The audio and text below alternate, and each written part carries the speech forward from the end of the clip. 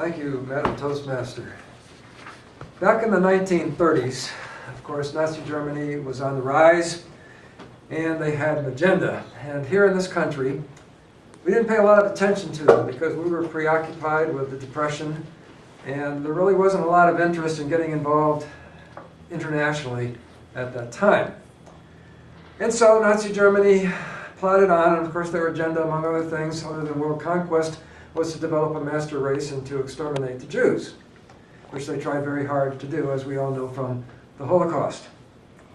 Well, we know what happened in World War II, and eventually we won, and Nazi Germany was defeated, and the State of Israel was born as a result, or as part of the results of the outcome of the war, in 1948. And now, 70 years later, it seems there is another nation that is interested in doing away with Israel and exterminating the Jews, and that nation is Iran. Now, it's interesting, if we look at some history, Iran used to be our friend.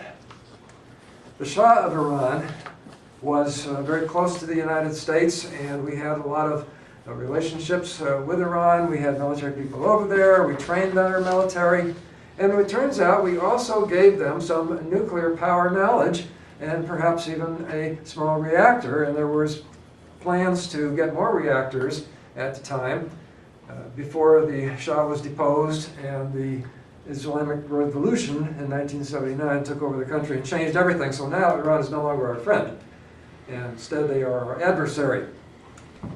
And what seems to be going on over there at the present time? Well, we've heard that through the news that Iran is continuing to build some sort of a nuclear capability. So whether this is a continuation of what the Shah tried many years ago, or whether indeed there is a secret process or a secret agenda to develop a nuclear weapon and threaten the rest of the world with it, we do not know at this point whether it is or not. But we've heard the news, we know it's a concern. So if we go to the leaders of Iran and see what they have to say, it's pretty clear the sort of thing they have in mind. President, I never could pronounce this, but I'll try. President Ahmadinejad has stated many times that he wants to see Israel exterminated, and specifically to wipe Israel off the face of the earth. In fact, when they have parades in Iran and the missiles going along in the parade, there's banners over these missiles, and it says in the banner, "Wipe Israel off the face of the earth." So that kind of gives you a clue of what they're thinking over there, or at least the government is thinking in terms of dealing with the Jews here in the 21st century. Then the issue of atomic weapons comes up, and the previous president of Iran, who was actually, I guess, less conservative, shall we say, than the present president, was more of a middle-of-the-roader as Iranian leaders go, asking about the atomic bomb. He said that, well, the use of an atomic bomb against Israel would destroy Israel completely, but the same against the Islamic Republic would only cause damage. And the implication being that don't threaten us with retaliation if we bomb Israel, because we can take it, they can't. That was the message. So now the question is, what's going on over there? Well, there have been attempts by international bodies to go over and inspect their different facilities, and it turns out that the Iranians will not let the inspectors into some areas. And this has been going on for years.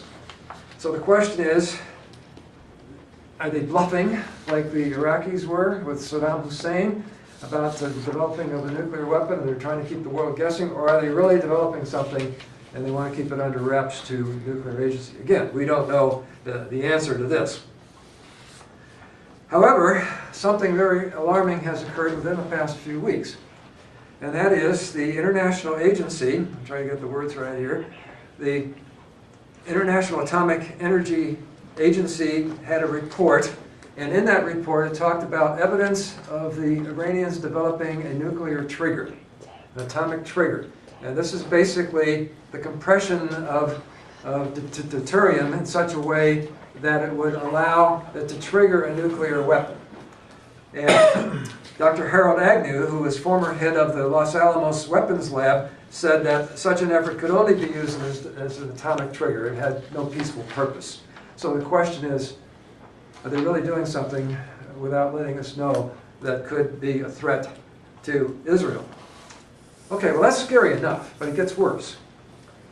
There was some testimony about 3 years ago, 2008 to be precise, by Dr. William Graham, who was the former chief scientist in the Reagan administration, and he was testifying in 2008 before the House Armed Services Committee about Iran and some of the tests that they had carried out, and specifically that they had carried out some missile tests with what could be a plan for a nuclear strike against the United States.